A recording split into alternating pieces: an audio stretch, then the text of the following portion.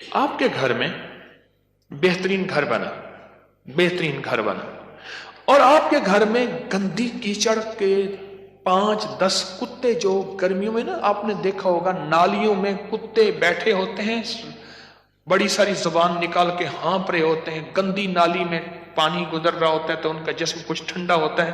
وہ گندی نالی والا کتا جب اٹھ کے نا اپنے بدن کو چھاڑتا ہے تاکہ کیچڑ وغیرہ، آپ کے گھر میں کتوں کا ریوڑ گھس آئے گندے، تو گھر میں کیچڑ ہوگی یا عطر کی بارش ہوگی؟ بدبو، غلاظت، نجاست، خباثت، یہی کچھ ہوگا اور کیا ہوگا. جس گھر میں شیاطین آ جائیں اور شیاطین کا پورا قافلہ آ جائے اور فیملی آ جائے، جو کہ ہر بیت الخلاء میں ہوتی ہے، خبث اور خبائث، مذکر اور مؤنث، مائی اور جوان، ہر بیت الخلاء میں ہوتے ہیں. جاجو جتنا بیت الخلاء کو ٹائلیں لگا دے، لگژری بنا دے، ہمیں دھوکہ ڈال دیا اس ٹائلوں نے اور شیشے نے اور کموں نے. میرے کملی والے نے فرمایا ہر بیت الخلاء میں فیملی رہتی ہے. بھائی میاں بیوی ہوگی تو بچے ہی ہوں گے نا، تو میں فیملی ایسے تو نہیں کہہ رہا. خبث اور تو سب سے پہلے تو جنات، شیاطین. دوسرا جو ہوتا ہے، جو روگ لگتا ہے، دوسرا جو روگ لگتا ہے وہ خص مزدوروں اور لیبر کا روگ لگتا ہے. غور سے سنیے گا، کتابوں میں لکھا ہے اپنے دھوئیں سے اپنے پڑوسی کو تکلیف نہ دو. اگر تم نے کوئی مسالہ دار چیزیں، سپائسی چیزیں، لذیذ چیزیں بنائی ہیں اور تمہارے پڑوسی کو یہ قدرت حاصل نہیں تو اس کو تکلیف نہ دو. پانی شوربے میں زیادہ ڈال دو، کچھ اس کو دے دو. اور کتابوں میں یہاں تک لکھا ہے کہ پھلوں کے چیزوں کے چھلکوں سے پڑوسی کو تکلیف نہ دو. اگر کوئی اچھی اعلیٰ چیزیں کھائی ہیں تو اپنے پڑوسی کے گھر سے دور رکھو، اس بیچارے کو تکلیف ہوگی کہ اللہ میری جیب میں بھی ہوتا میں بھی کھاتا. یہ جو غریب لیبر آتی ہے، لیبر تو غریب ہی ہوگی نا، مستری مزدور، ان کی نظر کھا جاتی ہے، ان کی نظر کھا جاتی.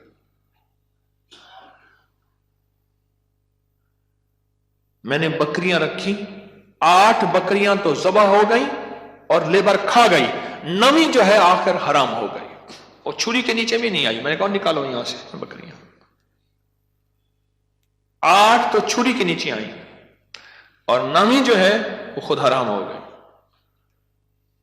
اور تیسری اور آخری چیز، یہ میں آپ کو کہتا نا گھر راس نہیں آیا، یہ میرے پاس بہت واقعات آتے ہیں. اس کی نظر ہوتی ہے، لیبر کی ہوتی ہے.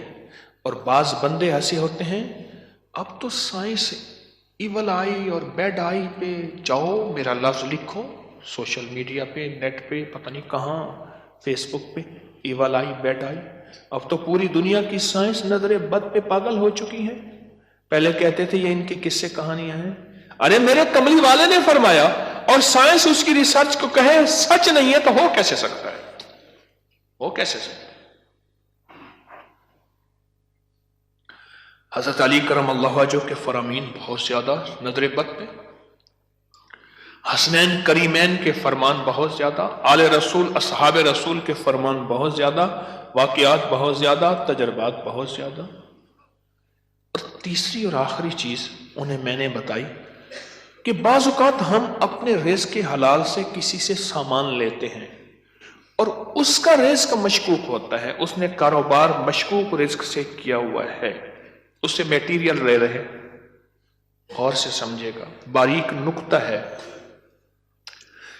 ہم نے اس سے جو میٹیریل دیا وہ رزق مشکوک ہے اس کا. اس کی دلیل میں دیتا ہوں آپ کو. میں ایک بات کہا کرتا ہوں، آپ نے شاید سنی ہوگی کہ اگر میں محسوس کرتا ہوں میرا رزق مشکوک ہے تو اس مشکوک رزق سے کبھی روزے نہ رکھنا. میں آپ کو اکثر عرض کرتا ہوں کسی ایسے بندے سے جس کا رزق طیب طاہر حلال ہے اس سے ادھار لے لے، ٹھیک ہے، اس سے ادھار لے کر جس کا رزق طیب طاہر حلال ہے اس سے روزے رکھ اور اپنے پیسوں میں سے وہ ادھار چکا دے، رزق کا اثر ہوتا ہے۔ ایک بزرگ کہتے ہیں میں نے دعوت کھائی، 1 مہینے تک میرے جی میں آیا کہ میں کوئی گناہ بدکاری کروں، صرف ایک دعوت کھائی تھی۔ واقعات یہ 3 عوامل ہیں، 3 فیکٹرز ہیں بڑے، جو گھر کے اندر کہتے ہیں کہ گھر راس نہیں آیا۔ اس کا حل کرنا ہے صدقات، خیرات، اعمال، تسبیحات اور ذکر کے ذریعے اس کا حل کرنا ہے۔ صدقات، خیرات، اعمال، ذکر اور تسبیحات، اس کا حل کرنا ہے۔ اب یہ سنتے جائیے، غور سے سنیے گا، توجہ سے۔ نئے گھر میں جب بھی داخل ہوں، سب سے پہلے تو یہ سوچیں کہ میں گھر کس رزق سے بنا رہا۔ یاد رکھیے گا، مشکوک رزق، یا آپ نے ایسا موضوع چھیڑ دیا کہ اس موضوع کو مجھے کچھ بتانا پڑے گا۔ سب سے پہلے تو یہ ذہن نشین رکھیے گا، رزق مشکوک کبھی زندگی اور نسلوں میں چین سکون نہیں دے سکتا، کبھی نہیں دے سکتا۔ وہ کیسے ہوگا؟ اس کے میرے پاس واقعات۔ میں ایک چھوٹا سا صرف واقعہ سناتا ہوں، میں نے کئی واقعے دیکھے۔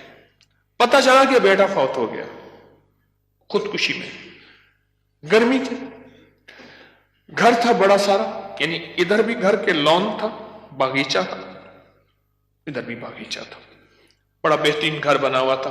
اس وقت محسوس ہو رہا تھا یہ گھر کو بنے 35-40 سال ہو گئے۔ چارپائی جب پڑی تھی تو ہمارے ہوتے ہوئے دھوپ آ گئی، تو چارپائی کو میں نے گھسیٹا اور ایک بیل تھی بڑی خوبصورت، اس کے نیچے لے گئے۔ ایسی وہ بندہ رو رہا تھا، وہ اپنے علاقے کا مجسٹریٹ تھا، میں نے اس کی مجسٹریٹی دیکھی ہے۔ بٹھے والے کو حکم تھا کہ اتنی اینٹیں پہنچانی ہیں ورنہ بٹھا کسی شکایت کی وجہ سے سیل ہو جائے گا۔ سیمنٹ والے کے ذمے تھے کہ اتنی سیمنٹ کی بوریاں پہنچانی ہے ورنہ تو 2 نمبر سیمنٹ بیچ رہا، تجھ پہ آبجیکشن لگ جائے گا۔ ریت والے، اینٹ والے، ہر میٹیریل والے کے ذمے تھا کہ تو نے پہنچانا ہے، بہترین مکان بناؤ، بہترین مکان بناؤ۔ اس گھر میں رہا اور کبھی سکھ کا سانس نہ لے سکا۔ بیوی مر گئی، بیٹا اڑ گیا کہ میں نے ماں کو گھر میں دفن کرنا ہے۔ جو گھر کی پچھلی طرف کا باغیچہ تھا وہاں ماں کی قبر تھی، اور خودکشی مر کے کہنے لگا مجھے ماں کے قدموں میں دفن کرنا ہے۔ 2 قبریں گھر میں بنی ہوئی تھی، بیٹھا ہوا تھا، ریٹائر، مر گیا، اور پھر اس کا کوئی وارث نہیں تھا۔ وہاں پتہ چلا اس شہر میں کہ ہمارے مرشد آئے ہیں، کچھ لوگوں کو بھاگ آئے۔ ایک بابا آیا ریٹائر، تو میں نے کہا بابا جی مرشد بس میرے گھر چلیں، دعا کر دیں، کھانا کھا لیں۔ میں نے کہا کس لیے؟ میری دعائیں ہوں گی؟ میں نے کہا ایک چیز پہ دعا دوں گا کہ اس بابے کی آپ نے خدمت کرنی ہے۔ تو خود بھی بابا ہے، اس کی خدمت کرنی ہے، اور اس بابے کی موت تک وہ بزرگ بابا، وہ بھی زندہ ہے، اس کی خدمت کرتا رہا اور وہ دعائیں دیتا رہا۔ میرے اپنے چھوڑ گئے کہ حکیم صاحب تو آیا، اور کسی کو خدمت پہ چھوڑ گیا کہ میری چارپائی دھوپ پہ پڑی ہوتی تھی، میرے اندر سکت ہی ختم ہو گئی۔ ایک بڑھاپے نے مارا، دوسرا غموں نے مارا۔ بڑا لمبا واقعہ ہے۔ سب سے پہلے رزق کے حلال، نسلوں کے لیے راحت ہے، اور دوسری چیز ہمارے ایک جاننے والے ہیں، ان کی زندگی میں مسائل ہی مسائل ہیں، مشکلات ہیں، غم ہی غم ہیں۔ اس غم کو وجہ، الیکٹریشن آیا، تھوڑا سا کام کیا، اس کا ہاں تجھے پیسے دوں گا، بجلی والے کا، پلمبری والے کا، مرمت والے کا، کوئی کام ہے، دھوبی کا، فلاں کا، فلاں، اس نے کہا پیسے دوں گا، اور اگر اس نے پیسوں کا اصرار کیا تو اس کو دھمکایا، ڈرایا، छोटे छोटे लोगों के पैसे खाता गया खाता गया खाता गया, नस्लों में गुर्बत तंग दस्ती ने घेर लिया। अब मुझसे अमाल पूछते हैं, और रिस्क वो हुआ जो काला हुआ, धन काला हुआ, और जिसमें गरीबों की आहें हुई, तो मैं कितने अमाल करके उस घर में कैसे सुकून पाएगा, मुझे बता दो सही।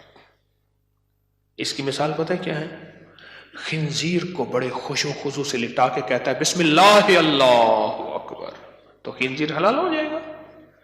कुत्ते को लिटा के तो कहे बिस्मिल्लाह अल्लाहु अकबर, छुरी भी तेज हो, किबला रुख भी हो, बावजू भी हो, और तकबीर भी पूरी पढ़, तो कुत्ता हलाल हो जाएगा? खिंजीर हलाल हो जाएगा? नहीं होगा। कोई बात नहीं, घर छोटा है, कोई हर्ज नहीं, कोई हर्ज नहीं। इन चीजों के ख्याल करके अब अमल बता रहा हूं। घर में 81 दफा सूरत यासीन, जब नए घर में दाखिल हों 81 दफा सूरत यासीन मिल के बैठ के खुद पढ़ें, किराए के बंदे जमा ना करें। 81 दफा सूरत यासीन, अव्वल आखिर 7 बार दरूद पाक, हर दफा बिस्मिल्लाहिर्रहमानिर्रहीम मिल के पढ़े। एक दूसरा, हर कोने में 11 दफा आयतल कुर्सी मिल के पढ़ ले। कोई उस कोने में घर का बंदा पढ़ ले, कोई उस कोने में, घर के चारों कोने में 11 दफा आयतल कुर्सी, और एक दफा घर के दरमियान में 11 दफा आयतल कुर्सी। तो और घर के चारों कोनों में 3-3 दफा अजान, 3-3 दफा अजान। ये जो अजान हम नमाज के लिए कहते हैं, पढ़ते हैं, एक है अजान पढ़ना, एक है अजान देना। अजान देने के लिए उंगलियों में उंगलियां ठोसनी पड़ती हैं, किबला रुख भी है, मस्जिद है, मिंबर है या चबूतरा है, नहीं, अजान पढ़ना वजीफे की शक्ल में है। तो 3 दफा अजान चारों कोनों में। कितना हो गया ये है? 3 अमल हो गए। मैंने 5 अमल बताने हैं। और चौथा ये है कि वहां जाके 1 दिन, 3 दिन, 7 दिन या 11 दिन, 1 दिन, 3 दिन, 7 दिन या 11 दिन इतना पकाएं कि लोगों को खिलाएं, और खास तौर पे उन लोगों को जिनको इतना अच्छा कोई नहीं खिलाता। कितने अमल हो गए? 4। और आखिरी अमल यह है कि घर को मेहमान की नीयत से बनाना है। शेखुल हदीस रहमतुल्लाह अलैह ने पूछा, माशाअल्लाह बड़ा अच्छा घर बना है, किस नीयत से? हजरत बच्चे बड़े हो गए, घर की जरूरियात भी हैं सारा। फरमाया तू तो बड़ा छोटा व्यापारी निकला, तो दिल्ली का पंजाबी सौदागरान का ताजर था, उसने घर बनाया, हजरत को बुलाया, तो फरमाया छोटा घर बनाया। अरे तू ये नियत कर ले कि ये मैं घर मेहमानों की नियत से बना रहा, और मेहमान आएंगे उनको खिलाऊंगा पिलाऊंगा, उनको बिठाऊंगा, बस। और फिर फरमाया देखो, जैसे कोई बंदा रोशनदान रखे, और क्यों रखा? रोशनी के लिए, हवा के लिए। अरे नहीं, इस नियत से रख के अजान की आवाज आएगी। जब तक रोशनदान रहेगा तेरे लिए सवाब नेकियां लिखी रहेंगी। फिर अगली बात जो फरमाई हो बड़ी बारीक बात है, हसास बात है, वो सुन लेना। फरमाया बदतरीन पैसा वो है जो मटेरियल और बिल्डिंग में खर्च हो। जब तू मेहमान की नियत कर लेगा, वो तेरा पैसा बेहतरीन बन जाएगा। समझ गया नुक्ता बारीक? अब वो तेरा पैसा बेहतरीन बन जाएगा। और तूने अगर मेहमान की नियत ना की और मेहमान की खिदमत का जज्बा ना लिया, वो तो बदतरीन